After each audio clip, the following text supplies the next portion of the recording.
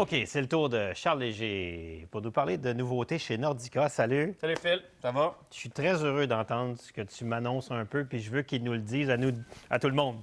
Il m'en a pas trop parlé avant, mais il y a... On a une nouveauté, en fait, qui semble vouloir définitivement sortir du lot encore une fois cette année. Donc, le Enforcer 104. Qui a remporté là, plusieurs prix, que ce soit là, des Best in the Test, que ce soit des Editor Choice dans différents magazines. Ça, c'est votre rockstar. Ouais, ça va être la nouvelle rockstar si cette année. Si je prétends devenir une rockstar. Définitivement, on le sait que tu en as déjà une. Prétends. Ouais. Donc, on sait que ce serait un ski que tu aimerais sûrement là, pour plusieurs conditions. Mais tu sais que je pense que la plus grande qualité d'un skieur, c'est l'humilité. Parce que c'est un peu comme en surf. Tu peux être bon une journée, puis le lendemain, tu es très mauvais. Exact. Après ça, en surf, ils mettent ça sur le dos des vagues, puis en ski, on peut mettre ça sur le dos des conditions.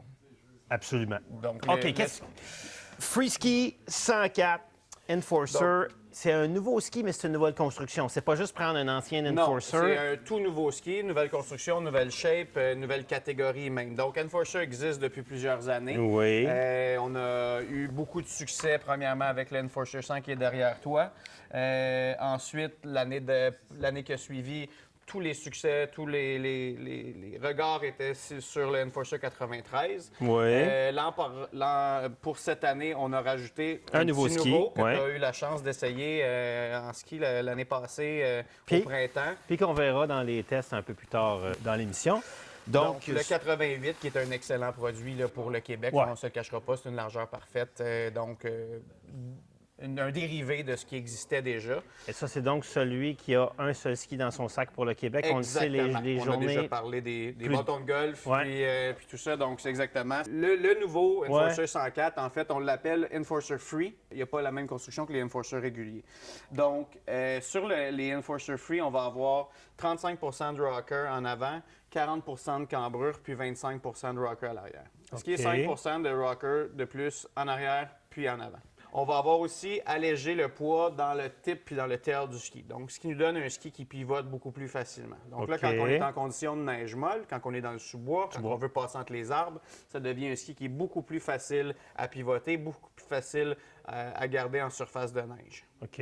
Donc, ça va être un petit peu plus dirigé vers les gens qui sont en quête de quelque chose pour une neige molle, une neige poudreuse, que les Enforcers réguliers. Qui sont plus pistes. Qui sont plus des skis plus larges de piste. Y a-t-il autre chose dans la construction qui est différente au niveau du sous la fixation? Non, on a toujours, tu vois, chez nous, on a déjà parlé, on n'est pas dans la catégorie des compagnies qui veulent se battre pour enlever 100 grammes, pour enlever 200 grammes. On veut donner un feeling de ski qui va être le plus stable possible, qui va être le plus agréable possible. Donc, on a toujours une construction classique, un noyau en bois, on va avoir 2 feuilles de métal, une sur le dessus, une en dessous du noyau. On va avoir on va avoir allégé, comme j'ai dit précédemment, le talon puis la spatule du ski, avec un petit peu de carbone dans les deux, ce qui va nous donner vraiment là, un pivot plus facile. Si je trouvais que j'ai des gens qui sont arrivés et ont dit j'ai essayé l'Enforcer, je le trouvais trop dur, trop fort. Est-ce qu'on Clairement. va être plus facile là, hein? Parce que là, on s'entend, Enforcer 100, Enforcer 104, on parle de 4 mm. C'est pas ça qui va changer grand-chose au niveau final, au niveau de flottaison. C'est sûr que si tu es un skieur, la série Enforcer régulier s'adresse à des skieurs qui sont plus forts. Le même skieur qui est un petit peu moins à l'aise dans les neiges poudreuses, parce qu'on s'entend qu'au Québec, c'est pas tous les jours qu'on en a de la neige. Donc, la journée que la tempête elle arrive, si tu as skié sur tes skis slalom toute la saison, puis là, il y a 30-40 cm de neige, ça se peut que tu te trouves pas comme une superstar comme tu te trouves sur tes skis slalom. Puis tu vas skier sur le backseat un peu. Exact. Tu vas pas tout à fait à la bonne place. L'Enforcer régulier, il va te le dire que tu n'es pas à bonne place. Donc, il va te pousser par en avant. Le talon va être dur à gérer. Par contre, l'Enforcer 104, justement, plus facile. Là, tu vas sentir plus un super-héros cette journée-là avec le... Et puis après, du 104, tu as 110 et 115. Exactement. Donc là, c'est sûr que ça s'adresse à de plus en plus de neige ou différentes parties du pays. Si on est plus dans l'ouest, c'est sûr que des 115 ici au Québec... il faut vraiment vouloir s'en servir juste une fois à la fameuse tempête du mois de mars à Sutton. Mais sinon, on va pouvoir vendre beaucoup de 104 selon moi ici, là, qui est un autre très bon outil si tu as déjà un 88. Donc, tu peux avoir un ski de piste, un 88, un 104. Tu peux faire ta sélection personnelle. Mais, Puis, ça m'amène à la dernière question. Si j'ai un ski de touring, est-ce que chez vous, chez Nordica, est-ce que j'irais là? Qu'est-ce que toi, tu dis? Nous, on a déjà parlé de la série Navigator dans une précédente capsule. Moi, je pousse toujours les gens à aller vers encore là. En largeur surtout pour 85 ou 90. Ça, 85, c'est un nouveau ski ou ça? Non, ça existait déjà. Okay. Moi, je skie toujours personnellement sur un 90 en touring.